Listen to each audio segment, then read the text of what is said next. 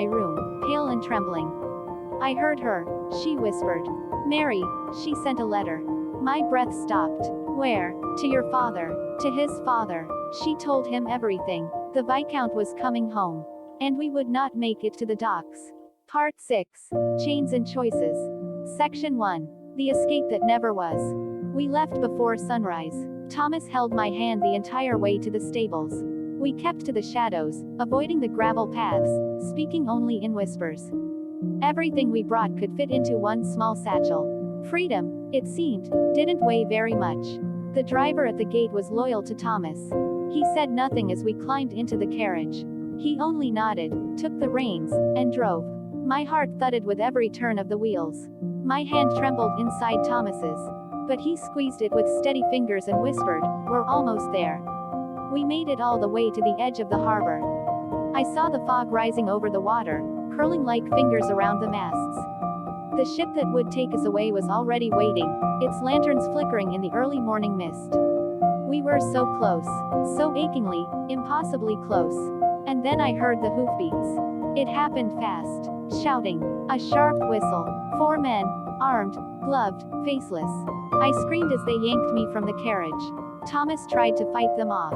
I saw him throw one man down, but the other struck him hard in the ribs with the butt of a musket. He crumpled to the ground. I reached for him, screamed his name. One of the men struck me across the face. Everything went black. Section 2. The cellar, again. When I woke, the walls were familiar.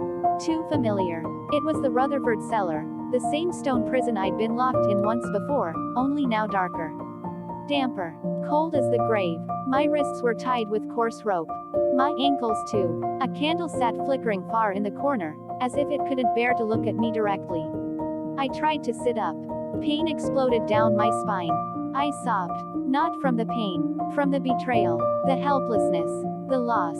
Where was he? Where was Thomas? Had they killed him? Time stopped meaning anything.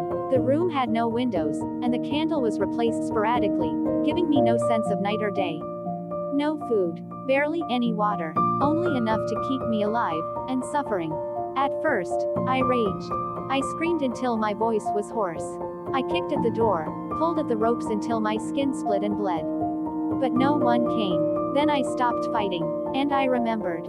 Section 3. The past comes back to haunt me. I remembered my father, the warmth of his hand as he walked me through the orchards at Hargrave Hill. His laugh when I mispronounced poetry lines. The way he tucked me in and whispered, "You are my brave girl."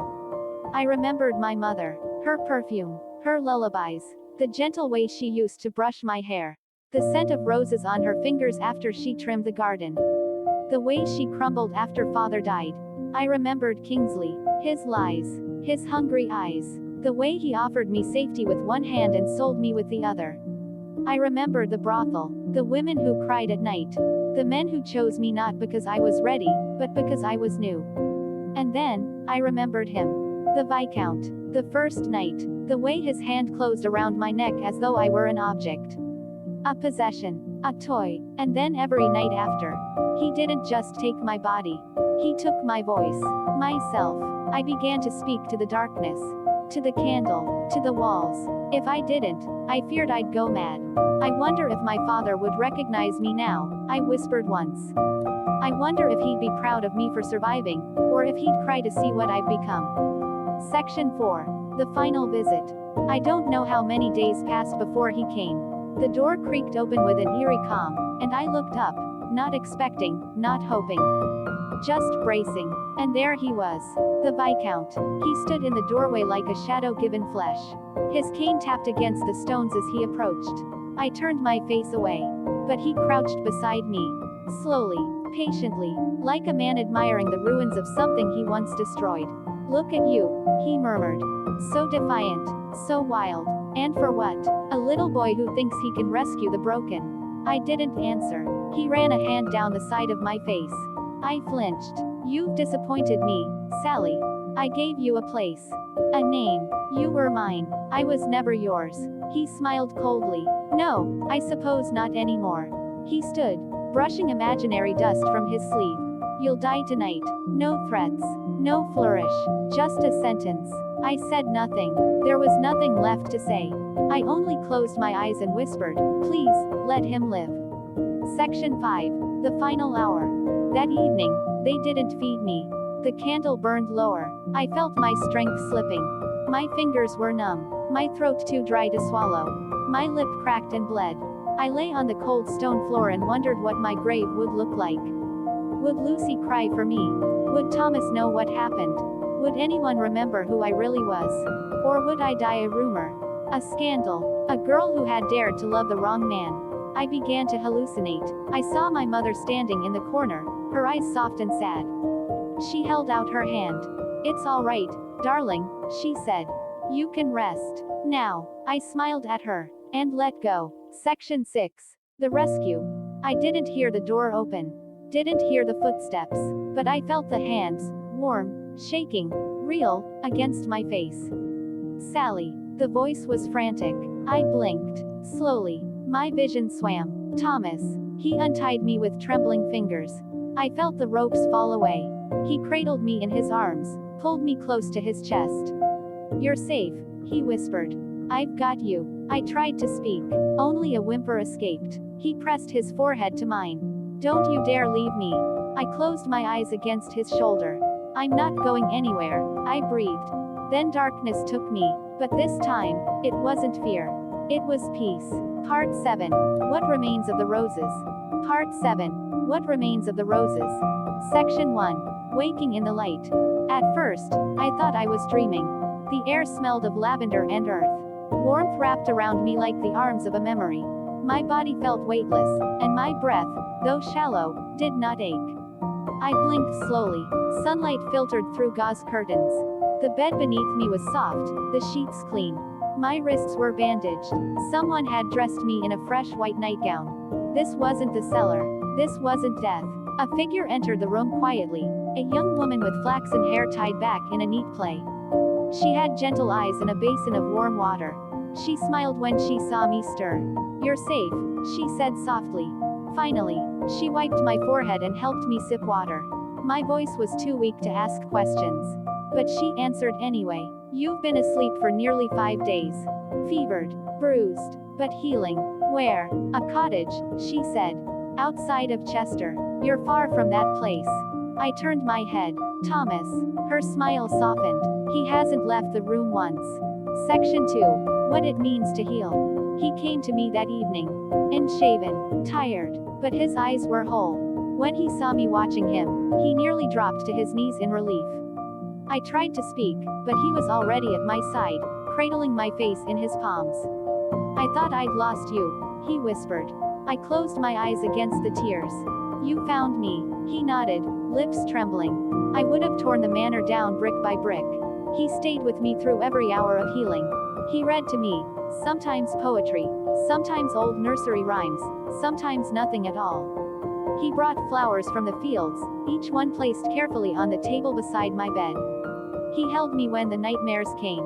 When I jolted upright, choking on screams I couldn't swallow. He never looked at me with pity. Only awe. As though I were something sacred. As though he knew I was surviving for both of us. Section 3. A quiet vengeance. When I was strong enough to walk again, he helped me dress. No corset. No paint. No pretense. I wore a simple linen gown and boots still too big for my ankles. We returned to the estate together. Not as prisoner and heir, but as truth and consequence. I watched from the carriage as the house came into view. Rutherford Hall loomed like a corpse that hadn't realized it was dead. The ivy curled along the stone in a chokehold. The windows stared like blind eyes. He led me inside. It was quiet.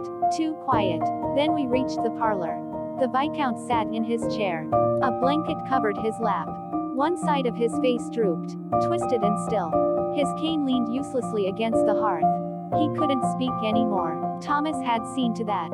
I said nothing as I walked past him. But I looked into his eyes. And I smiled. Not in triumph, but in farewell. Section 4. Justice in the silence. Mary was gone. Banished to a cousin's estate with a dowry so small she'd likely never marry. Davenport had disappeared the night of the fight. Rumors said he'd fled to France. I hoped he drowned. Mrs. Rutherford had locked herself in her room, refusing to speak to anyone. She sent a single note to Thomas, calling me the rot in the rose bush. He burned it in the fireplace. We dismissed every maid and footman, every whispering mouth, every watching eye. The house became ours in name and spirit. Lucy moved from her tiny upstairs room into the one beside the garden. She began painting again, singing. She smiled more. And so did I. Section 5. Becoming my own. It took nearly a year to recover. Not just my body, but the part of myself I had buried.